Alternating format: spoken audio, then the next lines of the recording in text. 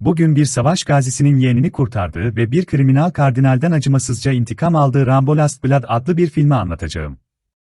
Şiddetli bir fırtına sırasında kurtarıcılar kayıp turistleri gönüllü olarak arıyorlar. John Rambo yaşlı bir Vietnam gazisi. O mükemmel bir iş sürücü ve onlara yardım ediyor. Genç bir kızı kurtarmayı başarıyor. Bir çift ölür. John çiftliğe döner, akrabasıyla biraz hap alır ve çay içer. Rambo kurtaramadığı insanları hatırlar. Ayrıca savaşta ölen kardeşlerini de hatırlar. Yeraltı labirentine gider ve tek başına oturur. Sadece bu onun acıdan kurtulmasına yardımcı olur.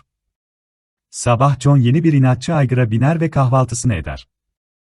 Ardından en sevdiği yeraltı labirentine gider ve burada zor anılarla başa çıkmak için Vietnamlılara ait geri dönüşlerle eziyet çeker. Fiziksel çalışma ona yardım eder. Bir bıçak yapar. Yeğeni Gabriella çok genç bir kız. Yaşlı adam onu seviyor, birlikte ata biniyorlar. Hatta akşamları arkadaşlarını davet edip onlara yeraltı tünelini göstermesine bile izin veriyor. Arkadaşları eve gittiğinde kız John amcaya babasını bulduğunu söylüyor. Meksika'da yaşayan başka bir ülkeye gidip onunla tanışmak ister. Ama Ramo bundan hiç hoşlanmaz. Kızı bırakmaktan korkar, gideceği yer çok uzak ve tehlikeli olduğunu düşünür. Onu yıllarca kendi kızı olarak büyüttü. Gabrielle sabahları ısrar eder. Kendi babasını görmek ve neden onu terk ettiğini sormak istiyor. John ve büyükannesi onu caydırmaya çalışıyor. Gabriella'nın annesinin yıllar önce kanserden öldüğünü ve babasının onun hayatıyla hiç ilgilenmediğini öğreniriz.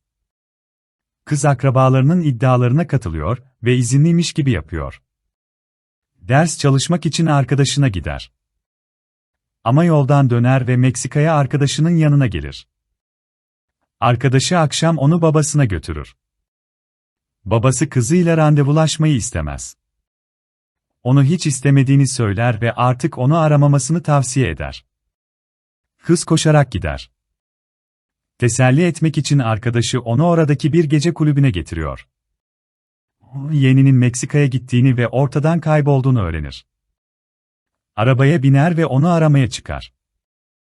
Gabrielle kendini korkunç bir bodrum katında, yakalanan diğer benzer kızlarla birlikte bulur. Haydut onları kaçarlarsa misilleme yapmakla tehdit eder. Gabriella korkudan ve güçsüzlükten acı ağlar. John Rambo içeri girer. Meksika ve tanıştığı ilk şey kızın babasıdır. Ama tabii ki nerede olduğunu bilmez. Sonra Gazi Gabriella'nın arkadaşını bulur. Diskoda sarhoş olduğunu ve kaybolduklarını söyler. Rambo, kızın elinde Gabriella'ya bir zamanlar verdiği bileziğini fark eder. Anne ve bir arkadaşının evlatlık kızını köle olarak sattığını hemen tahmin eder. Kız John'u gece kulübüne getirir. Gabriella'nı götüren adamı gösterir. Rambo adamı döver ve zorla bir arabaya bindirir ve götürür. Rambo yeğenine yardım etmeye gider, ancak gangsterlerin sığınağına girmek o kadar kolay değildir. Çünkü etrafta silahlı insanlar var. Bu sırada polisler gelir. Rambo genel eve gider. Onu acımasızca döverler ama canlı bırakırlar. Böylece kızına ne kadar acımasızca işkence yaptıklarını görerek her gün acı çekecektir. John Rambo, bunca zamandır onu takip eden bir kadın tarafından bulunuyor. Haydutlar Gabrielle'ye uyuşturucu verirler ve yüzünde izlerini bırakıyorlar. Rambo bir doktor tarafından muayene ediliyor. Gazi uzun süredir baygın ve ancak 4 gün sonra aklı başına geliyor. Kurtarılan ve kendine Carmen diyen kadın bağımsız bir gazeteci, suçlu kardinalin izini sürüyor. 2 yıl önce Martinez kardeşler, onun kız kardeşini çaldı. Bundan sonra kız ölü bulundu. John Carmen'den yeğenini bulması için yardım istedi. Genel eve müşteri kılığına girerek gardiyanları acımasızca dövdü. Gabriel'i yarı canlı bir halde buldu. Onu kollarına aldı, arabaya koydu ve onu evine götürdü. Haydutlar öfkelendi ve arabada peşlerine düştüler. Gabriella amcasından af diliyor ama o hiç de gücenmediğini söylüyor. Hayatını anlamla dolduran kız sonsuza dek gözlerini kapatır ve ölür. John onun yasını tutar. Sabah onu gömmek için eve getirir. Sonra yeraltı mekanını hazırlar. Rambo Carmen'i ziyaret eder ve yeğenini öldürenleri bulmasına yardım etmesini ister. Suçlu Cardinaland'ın kardeşini öldürür ve cesedinin yanına bir fotoğraf bırakıyor. Hayatta kalan erkek kardeş tüm çetesini intikam almak için toplar.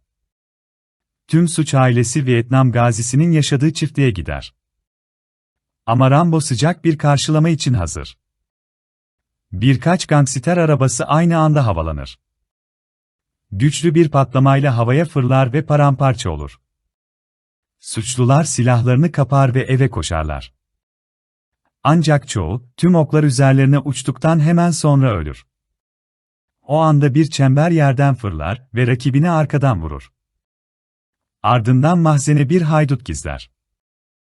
Aşağı inmek zorundalar.